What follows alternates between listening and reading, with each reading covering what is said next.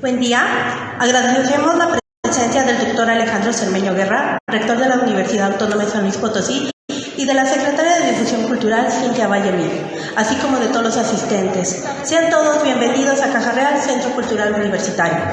El evento que nos reúne tiene que ver con el nacimiento de esta gran institución, la Universidad Autónoma de San Luis Potosí, y la celebración de su autonomía.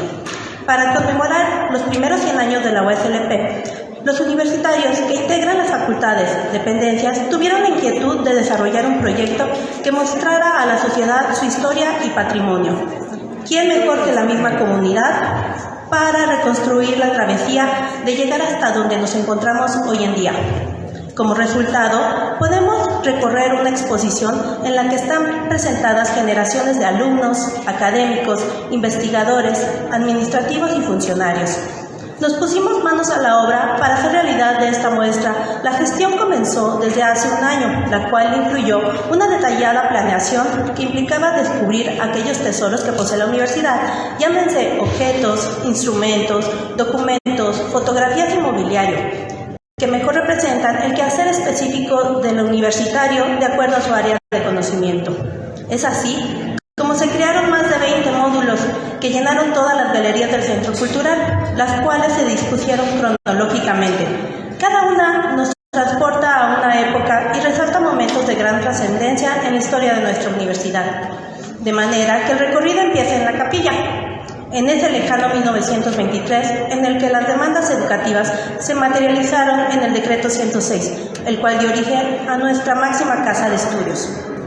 Continuamos con las escuelas y facultades que conformaron a nuestra universidad desde su inicio y posteriormente seguimos con una línea del tiempo en el que fueron surgiendo las facultades y entidades que conforman nuestra institución en la actualidad. La palabra colaboración se puso en práctica y fue como pudimos llenar las salas de imágenes y sonidos que guardan una conexión con nuestro pasado. El título Somos USLP es reflejo de la hermandad que nos une. Aquella unidad que resulta no solo de haber pasado de sus aulas, sino de compartir los mismos valores. Agradecemos a todos aquellos que se sumaron a esta causa. Sin su apoyo no hubiera sido posible llevar a cabo a buen término esta exposición. Sin embargo, la colaboración no termina aquí. Invitamos a todos ustedes a que sean parte de la muestra, con aquello que atesoren y que guarden con profunda conexión con su alma mater y que quieren compartirlo con nosotros. Espero que disfruten de la exposición tanto como fue para nosotros montarla. Muchas gracias.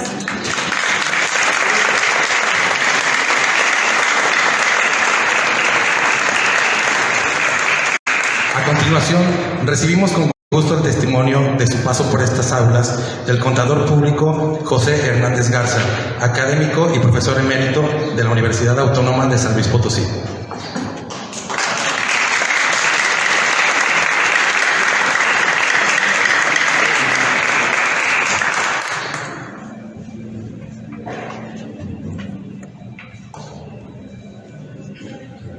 Buenos días. Agradeciendo la invitación que me formuló el señor rector y la presencia de ustedes, desde luego, con los señores rectores que por aquí nos acompañan, el secretario general de la universidad. Señoras, señores, bueno, algo muy corto, muy rápido. Es que dentro de los 100 años de autonomía de la universidad,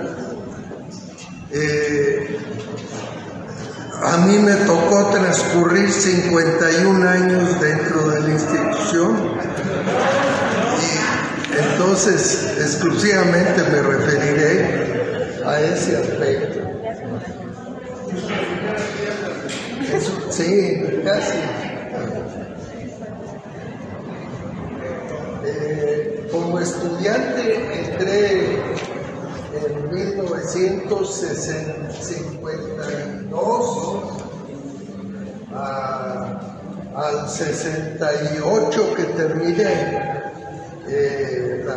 la carrera, y entonces coincidió que mis años como estudiante hablaban de don Manuel Nava que fue cuando yo ingresé a la escuela preparatoria,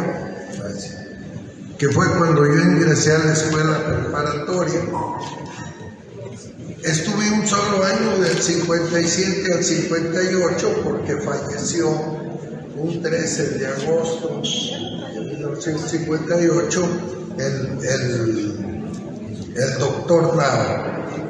Él destaca por su constante lucha e inquietud que tenía por conservar la autonomía universitaria. Tuvo pues dificultades y problemas serios con don Gonzalo de Santos. Don Gonzalo de Santos venía de una secuela de caudillos revolucionarios que después de haber otorgado la autonomía el 10 de enero de 1923, pues a los 3 años ya Aurelio Manrique ya lo estaba cambiando y luego Abel Cano le hizo otras modificaciones y luego entró Saturnino Cedillo, pero antes había estado Ildefonso Turrubiartes, que había sido pues empleado del cacique Cedillo. Turrubiartes sacó una autonomía, una norma, pero desgraciadamente, aunque puso que era el Instituto Científico y Literario Autónomo, pues hasta el nombre le cambió a la institución.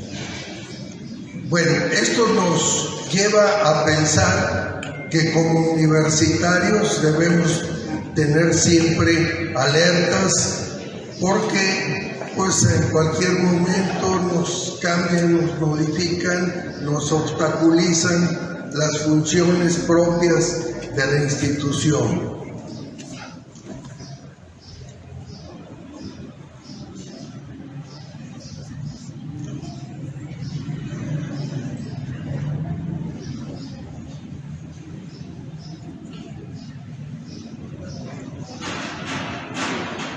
El doctor Nava Martínez,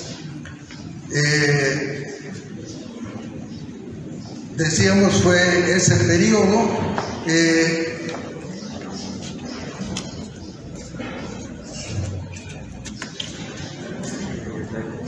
pues si me traes una silla mejor. Sí. Nico.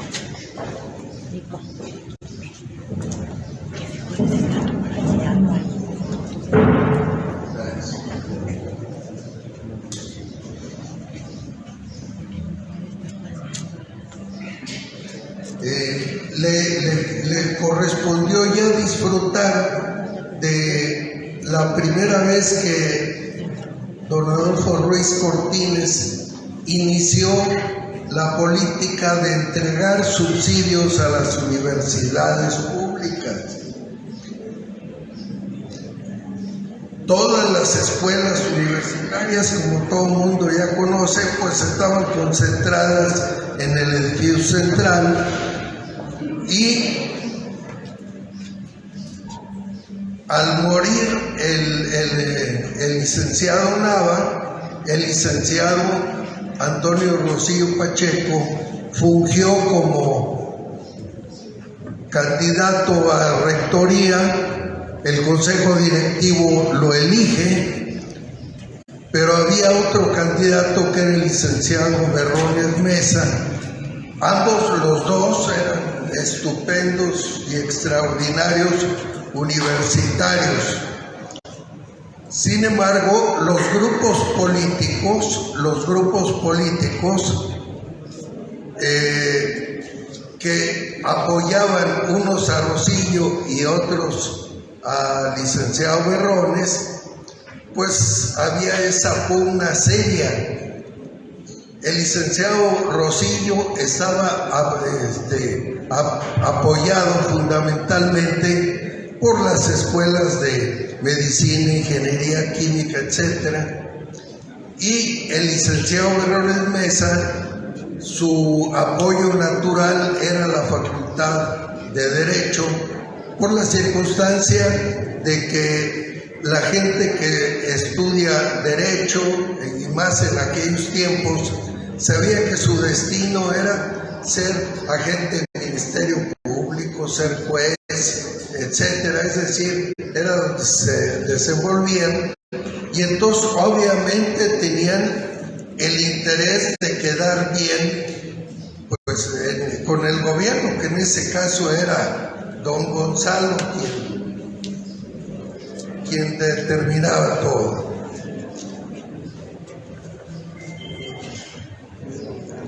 Don Jesús N. Noyola entra porque es nombrado, primero el Consejo Directivo nombró a Noyola, nombra al licenciado Moreno, y entonces la pugna continuó, y como un tercero en discordia, la Junta Suprema de Gobierno de la Universidad nombró a don Jesús Noyola, que ya había sido rector por 2 ocasiones anteriores, traía pues ya la experiencia de rectoría, y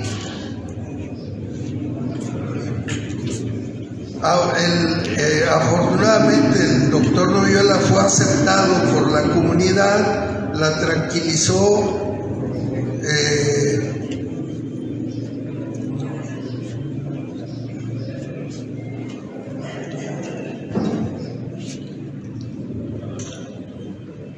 mantenía él buenas relaciones tanto con el gobierno federal, con Adolfo López Mateos, como con el gobierno de don Gonzalo, y se tranquilizó la institución. Él obtuvo algunas donaciones, como la Caja Real en donde estamos ahora, que la destinaron originalmente a ingeniería, y luego siguieron otra serie de escuelas. Lo que era el Hotel San Luis Rey, que estaba intestado, y se lo asignaron a la Escuela de Comercio y Administración.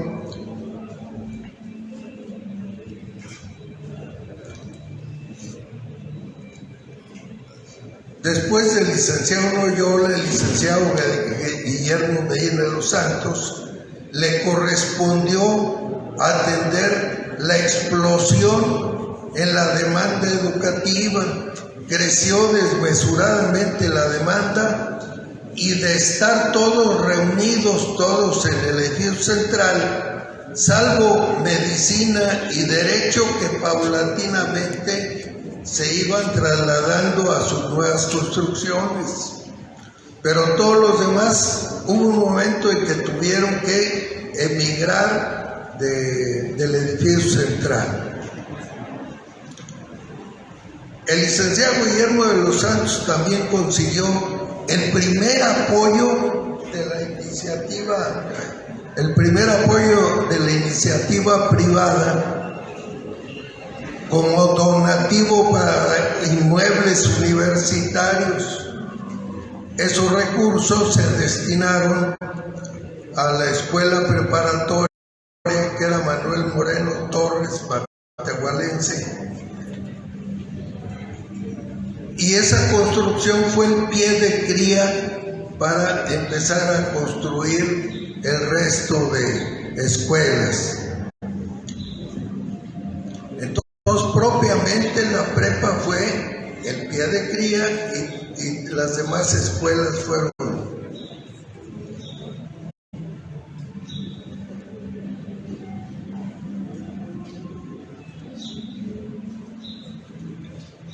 al licenciado Guillermo Medina de los Santos le apoyaba el licenciado Leiva como secretario de su rectoría, y fue uno de los que empezó la construcción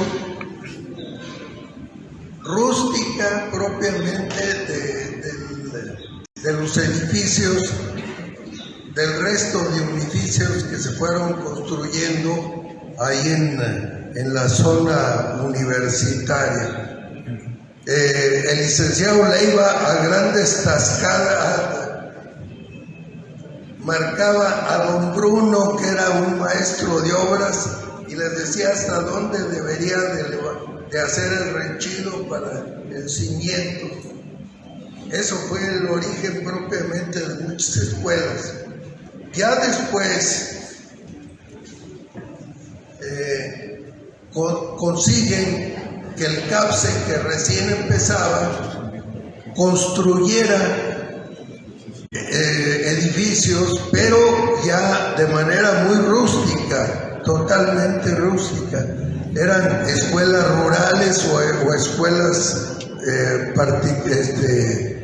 públicas, y así se construyeron algunos de los edificios de la zona universitaria, ya con el apoyo CAPSE. Estaba Díaz Ordaz en la presidencia, mantuvo una política de desarrollo estabilizador, y entonces toda la economía se mantuvo estable, y obviamente los subsidios universitarios estuvieron en ese tenor. El problema de Díaz Ordaz pues fue su intrusión que hizo a la UNAM, a una de las escuelas de la UNAM, con motivo de la Olimpiada del 68 para reprimirla. Concluye Ordaz y sigue Echeverría.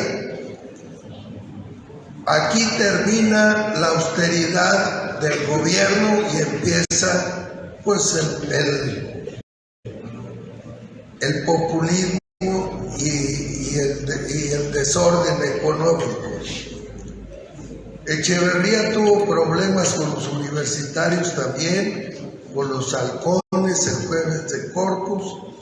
El licenciado Leiva Torres queda como rector, y él continúa con la construcción de la zona poniente. Decíamos que había conseguido apoyo del CAPSE. Permea la actitud populista de Echeverría, y aíslan a grupos de ejidatarios invasores, porque el carácter de Echeverría populista, economista, populista, hizo que permeara en los estudiantes ese cambio de mentalidad respecto al problema de ricos, pobres, etc. Y entonces hubo un presidente de la federación que su grupo, supuestamente defendiendo unos campesinos, los metió al edificio central. Ellos habían invadido los otates allá por Valles.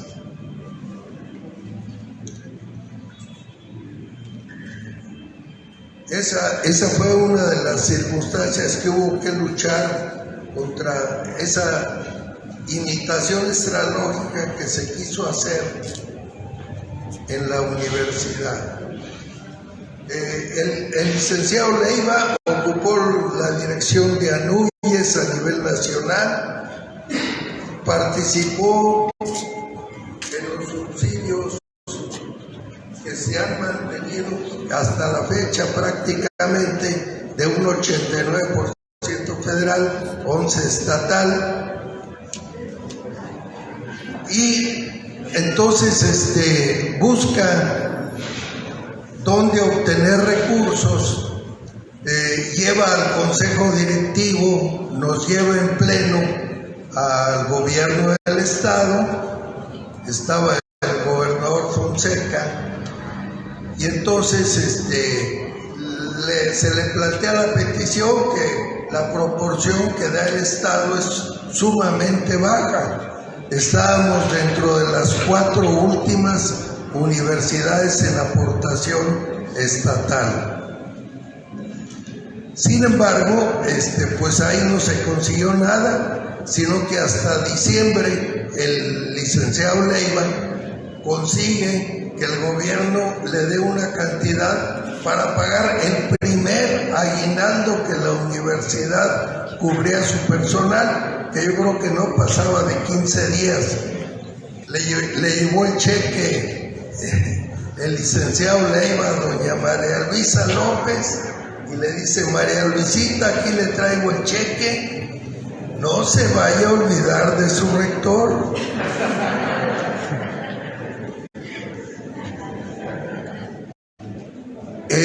Se celebran los 50 años de autonomía de la universidad. El licenciado Leiva invita a Luis Echeverría Álvarez. El día que viene aquí consigue varias cosas positivas para la institución. Una entrega en bruto de 50 millones de pesos que, como venían sin destino, dijo: va a venir el ingeniero Víctor Bravo Aguja para que junte a los directores y se distribuyan el dinero. Pues aquello fue una cena de negros, una rebatinga terrible. Venía de subsecretario Castrejón Díez, que había sido gobernador de Guerrero y después lo secuestraron en la Liga 23 de septiembre. Esta persona, a la hora que estaba en la reunión de consejo, de repente exclamó: no cabe duda que éramos más felices cuando pobres.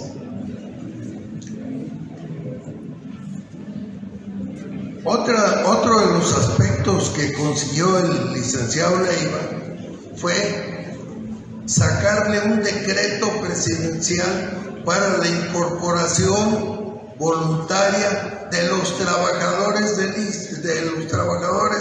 de la universidad al ISSSTE.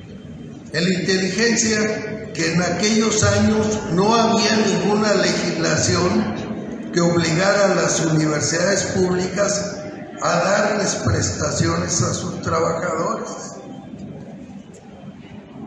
Entonces el licenciado Leiva logró la incorporación, pero era tan precario lo que se le pagaba al personal, que entonces propuso al Consejo Directivo, ante la ausencia de un contrato colectivo, propuso al Consejo Directivo que autorizara que el 8% que debía de cubrir el trabajador lo absorbiera la universidad, y así se autorizó en aquella época.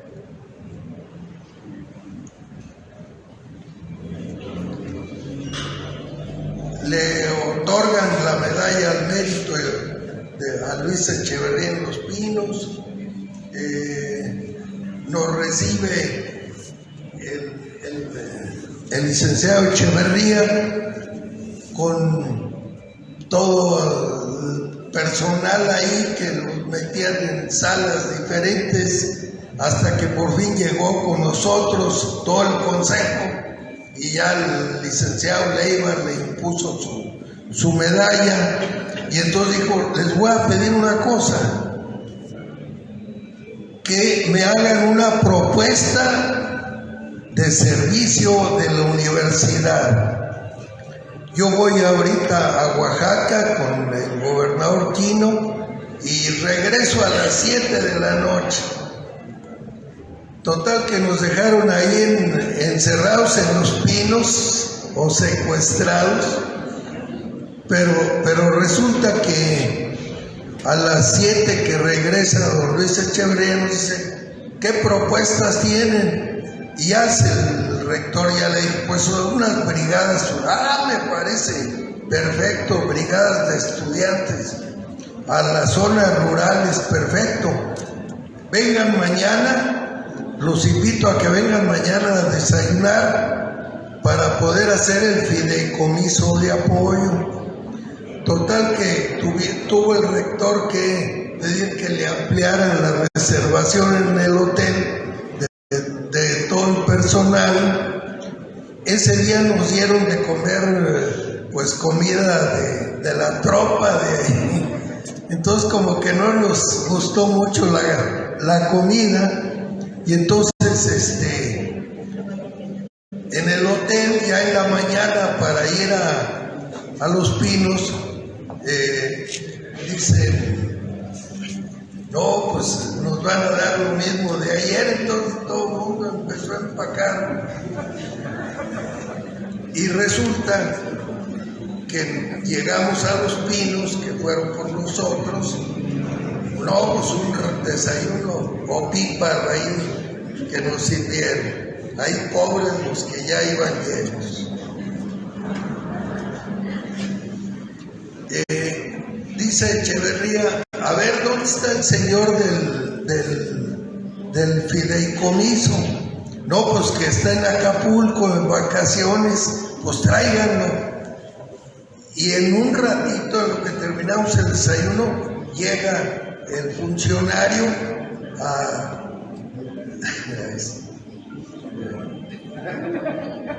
don Guillermo Robles, inaugura la primera etapa de la Escuela de Comercio, crea la carrera, se crean carreras porque así Echeverría lo ofreció, dar presupuesto para crear carreras con reducción agropecuaria, de contaduría en química y en ingeniería. Entra López Portillo después de Echeverría y pues la economía sigue desbocada. Viene la devaluación de la moneda, la violencia, la pobreza, el desempleo. Sin embargo, lo que resulta muy importante en la gestión del licenciado Delgado es que coincide que López Portillo reconoce, incorporando a la Constitución Federal, la autonomía universitaria, la incorporación del trabajador universitario a un régimen de seguridad social. Hasta esos años, realmente se obliga a incorporar al personal y surge la sindicalización del personal universitario. Se crea la Unión de Acciones de Personal Académico, el sindicato administrativo, se modifica la estructura administrativa de la universidad por expansión.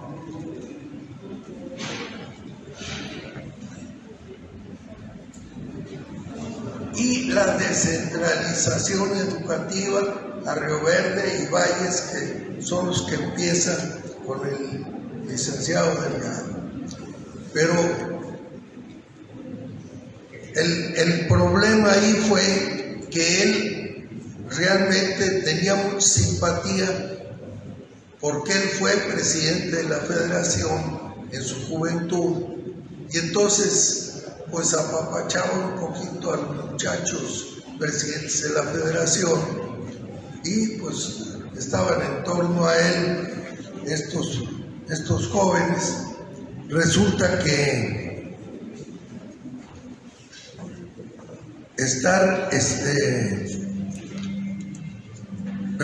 que ellos empiezan a crear grupos ajenos a los conocidos por el Estatuto Orgánico de la Universidad. Hubo mucho problema de porros y pandilleros. Don Carlos Conquitud Barrios fue cuando sacaba el convoy por todos los barrios de la ciudad, porque proliferaron, pues debido desde luego a los problemas económicos de la docena práctica. Ahí matan al consejero del grupo Bronce y empieza la toma de instalaciones en la universidad.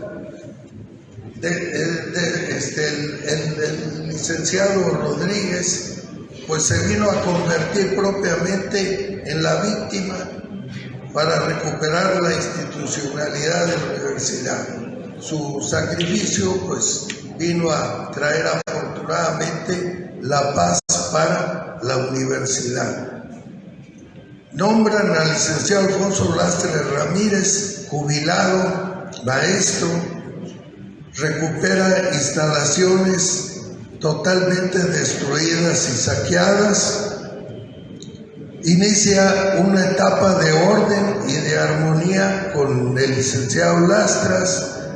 Tenía una personalidad seria, adusta, de enigmática presencia, porque bien dicen que el miedo por todas las venas corre. Era ciertamente un hombre de pocas palabras, de gesto inescrutable y mirada seria, además de que había sido procurador y una serie de cargos públicos que había tenido.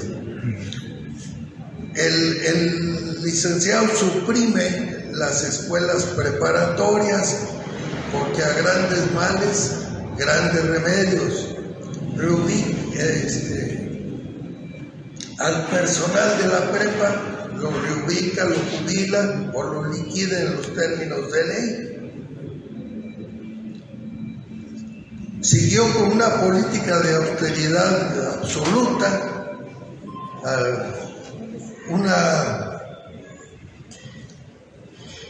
la gestión del licenciado Lastras se desarrolló dentro de una actividad enrarecida políticamente. En esos tiempos hubo 7 gobernadores casi sucesivos a los que tuvo que enfrentarse el licenciado Lastras y su secretario.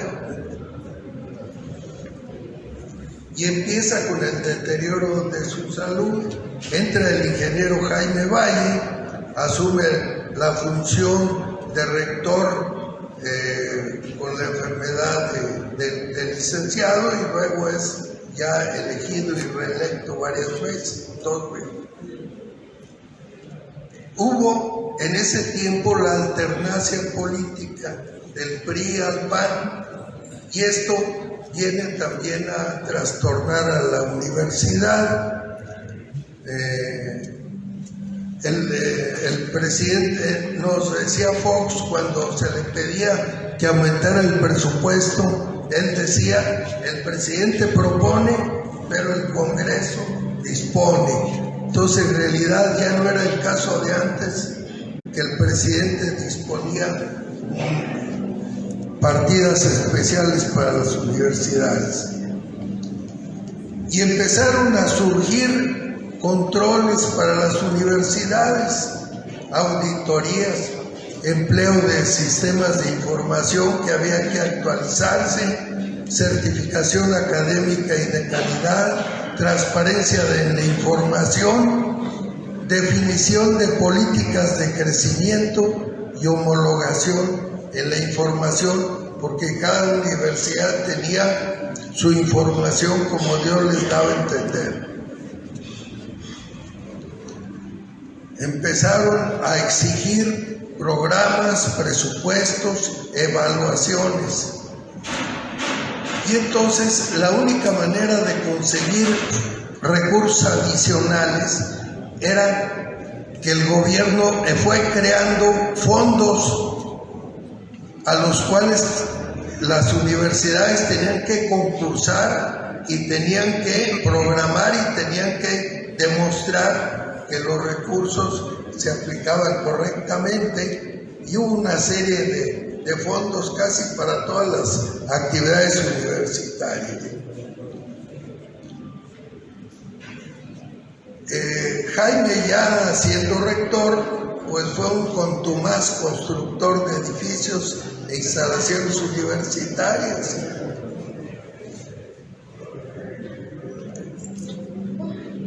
Sigue el licenciado Mario García Valdés, nativo de Tamuín, huasteco de corazón, acendrada bonomía, carácter sencillo, abierto, bonachón y amigable. Menos cuando se enoja. Él continúa con la transformación física y funcional de la universidad, sigue gestionando y aplicando los fondos agrarios federales. Él inicia el campus Altiplano, que se había quedado suspendido con Rodríguez, y el campus Huasteca Sur de Tamazunchale.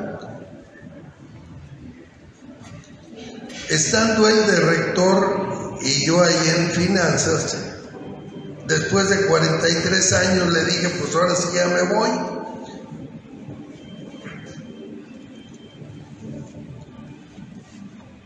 Porque pues más vale tarde que nunca, o que le empiecen a hacer unos gestos de mala cara. Se me quedó muy grabado que el licenciado Mario García me comentó con cierta inquietud, duda y preocupación de su parte: don Pepe, no vayan a decir que fui yo el que lo quité de finanzas y lo despedí de la universidad. Muchas gracias, señor rector. Gracias a usted.